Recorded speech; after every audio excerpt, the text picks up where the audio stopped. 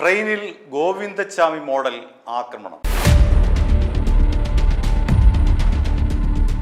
2011 ഫെബ്രുവരിയിലാണ് തമിഴ്നാട് സ്വദേശിയായിട്ടുള്ള ഗോവിന്ദച്ചാമി സൗമ്യ എന്ന് പറയുന്ന യുവതിയെ ട്രെയിനിന് പുറത്തേക്ക് തള്ളിയിട്ട് മൃതപ്രായമായി കിടക്കുന്ന സൗമ്യയെ പീഡിപ്പിച്ചത്. ഈ കേസിൽ ഇപ്പോൾ ഗോവിന്ദച്ചാമി ജീവപര്യന്തം തടവ് അനുഭവിക്കുകയാണ്.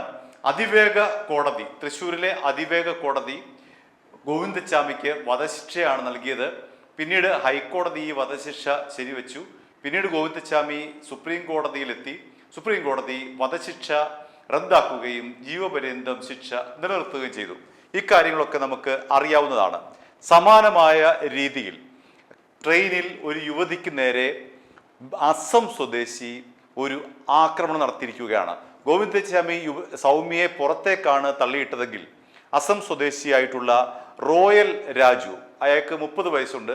അയാൾ ഒപ്പം സഞ്ചരിച്ച ഒരു യുവതിയെ വലിച്ചിഴച്ച് ഈ ബാത്റൂമിലേക്ക് കൊണ്ടുപോയി പീഡിപ്പിക്കാനുള്ള ശ്രമമാണ് നടത്തിയത്. മംഗലാപുരം സ്റ്റേഷനിൽ നിന്നാണ് ഈ ട്രെയിൻ പുറപ്പെട്ടത്.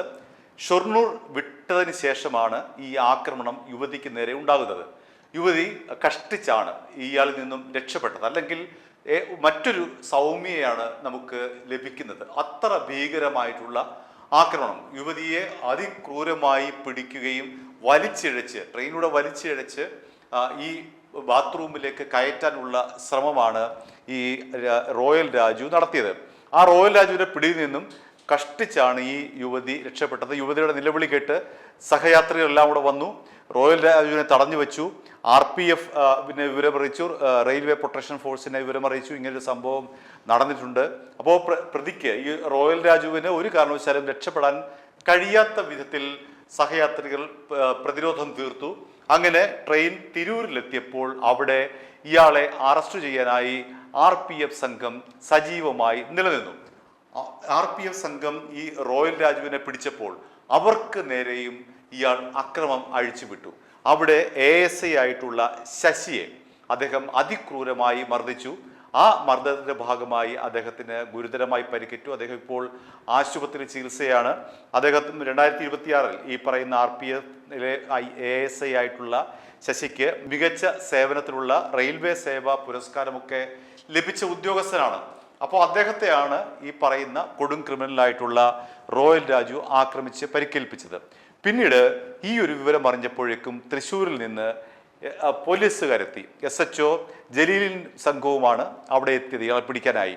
അപ്പോൾ RPFിൻ്റെ ശ്രമം പരാജയപ്പെട്ടു. കാരണം അവർക്കെതിരെ അക്രമമുണ്ടായി. അതിനുശേഷം ഉടനടി തന്നെ അവിടുത്തെ പോലീസ് വിഭാഗം എത്തി അയാളെ പിടികൂടാൻ ശ്രമിച്ചു. അപ്പോഴും അവർക്കെതിരെയും ഈ പറയുന്ന പ്രതിയായിട്ടുള്ള റോയൽ രാജു അക്രമം അഴിച്ചുവിട്ടു.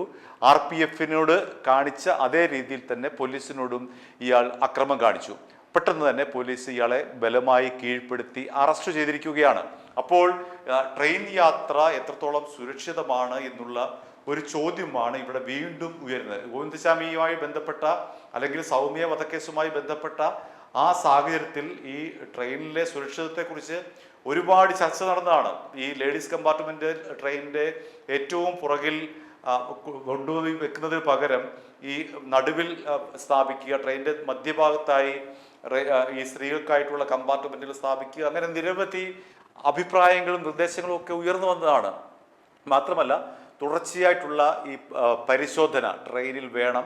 പിന്നീട് CCTV ക്യാമറ വെക്കുക തുടങ്ങിയിട്ടുള്ള നിരവധി നിർദ്ദേശങ്ങളും പരിഷ്കാരങ്ങളും ഒക്കെ അന്ന് നിർദ്ദേശിച്ചതാണെങ്കിലും അതൊന്നും തന്നെ നടപ്പിലായിട്ടില്ല. അപ്പോൾ പെൺകുട്ടികളെ സംബന്ധിച്ച്, ട്രെയിനിൽ ഒറ്റയ്ക്ക് യാത്ര ചെയ്യുന്ന പെൺകുട്ടികളെ സംബന്ധിച്ച് ഇപ്പോഴും ഈ അന്യദേശക്കാരായിട്ടുള്ള ആൾക്കാർ ഒരു ഭീഷണിയാണ്. കാരണം ഈ അസമിൽ നിന്ന് കേരളത്തിലേക്ക് വന്ന ഈ റോയൽ രാജു അന്യ സംസ്ഥാനക്കാരനാണ്. ഇവിടെ അയാൾ ജോലി ചെയ്ത് ജീവിക്കാൻ വേണ്ടി വന്നത്. അപ്പോഴാണ് ഈ പെൺകുട്ടിയെ ഒറ്റയ്ക്ക് കിട്ടിയത്.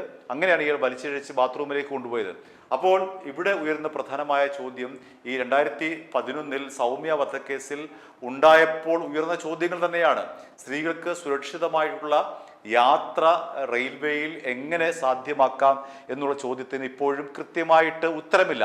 അതിൻ്റെ ഭാഗമായിട്ടാണല്ലോ ഇപ്പോഴും ഇത്തരമൊരു അക്രമം ഉണ്ടായിരിക്കുന്നത്. അതുകൊണ്ട് കൃത്യമായി തന്നെ ഈ കാര്യത്തിൽ ഒരു മാസ്റ്റർ പ്ലാൻ തയ്യാറാക്കുകയും അത് നടപ്പിലാക്കുകയും ചെയ്യേണ്ടത് റെയിൽവേയുടെ ഉത്തരവാദിത്തമാണ്.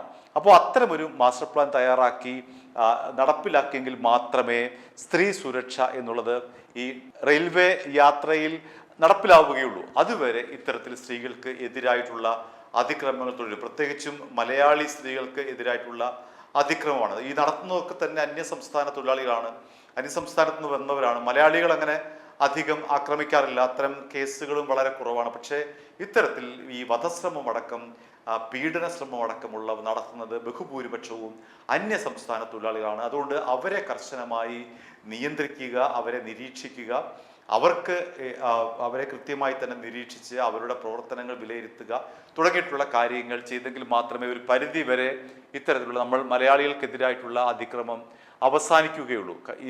ഈ ഒരു യുവതി കഷ്ടിച്ചാണ് രക്ഷപ്പെട്ടത്. അല്ലെങ്കിൽ ഈ നിലവിളിച്ച് സഹയാത്രികരെ കൂട്ടുകയും അവർ സ്വയം പ്രതിരോധിക്കുകയും ചെയ്തതിൻ്റെ ഫലമായിട്ടാണ് ഈ ഒരു പീഡന ശ്രമം നടക്കാതെ പോയത്. അല്ലെങ്കിൽ ഇയാൾ ഒരുപക്ഷെ പീഡനം നടത്തി ഈ പെൺകുട്ടിയെ സൗമ്യയെ പോലെ കൊലപ്പെടുത്തിയതെങ്കിൽ ആരാണ് ഉത്തരവാദിത്വം പറയേണ്ടത്? അപ്പോൾ അതുകൊണ്ട് തന്നെ ഇക്കാര്യത്തിൽ റെയിൽവേ കൂടുതൽ ജാഗ്രത പാലിക്കേണ്ടിയിരിക്കുന്നു എന്ന് മാത്രമേ നമുക്ക് പറയാൻ കഴിയൂ.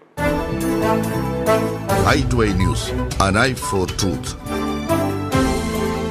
i2i News സബ്സ്ക്രൈബ് ചെയ്തിട്ടില്ലാത്തവർ ഇപ്പോൾ തന്നെ സബ്സ്ക്രൈബ് ചെയ്യുക. നോട്ടിഫിക്കേഷൻ ലഭിക്കുവാൻ ബെൽ ബട്ടണും അമർത്തുക.